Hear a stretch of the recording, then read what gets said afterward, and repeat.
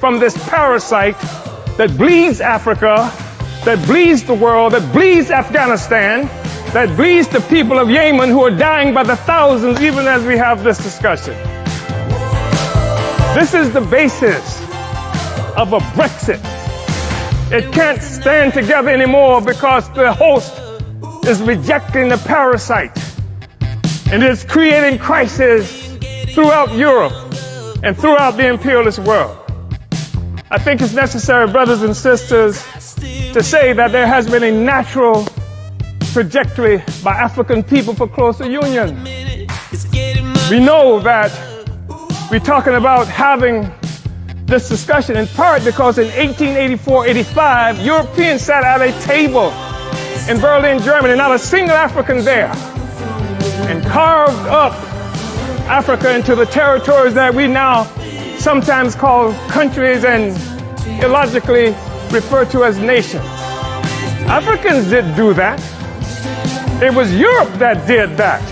It was Europe and imperialism that required Africa to be divided so that the resources of Africa, both human and material, could come and pave the streets in London and grow the buildings in Amsterdam and bring clean water to New York, while the streets in Sierra Leone are not paved, and the people in Sierra Leone do not have clean water, and there's no national electric grid there. It is necessary to keep Africa divided by European imperialism and by all the imperialism in order to continue to suck the resources from Africa so that cell phones could exist here, so that Steve Jobs and the others could achieve some great notoriety from the coltan that comes from Congo, where Leopold killed at least 12 to 15 million Africans in order to conquer and keep Africa in the condition it's in today. We talk about a united Africa and African Union because of what European imperialism has done to Africa to keep us divided. We know it's true.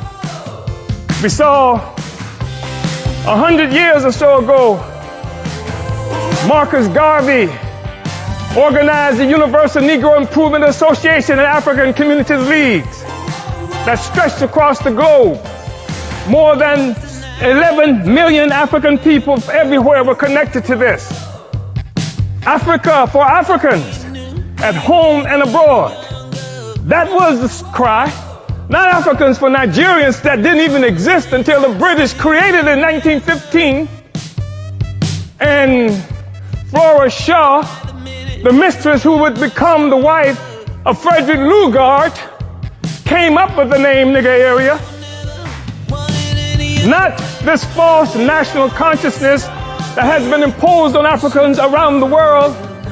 So that when the Portuguese found shrimp on West Africa and then named it for the Portuguese word for shrimp, Cameroon, it is not true that they are shrimp despite the fact that the people call themselves Cameroonians today. It is a false national consciousness. The false national consciousness that created the American Negro, that created the Black Brit, the Afro-Swede. We are one Africa, one nation, and we must have closer union. But in order for that to happen, it has to be a revolutionary union. The Organization of African Union, created on May 25th, 1963 in Addis Ababa, Ethiopia, was part of an effort to circumvent efforts by Kwame Nkrumah to build a single union of African states. And instead we come up with an Organization of African Union that codified the colonial borders that were created by Europe in 1884 and 85. We have to be able to break out of this, but it's going to take revolution in order to do this. African revolution in order to do this. African revolution that will destroy imperialism and the world economy that's responsible for the growing immiseration of the masses of people around the world. Uhuru.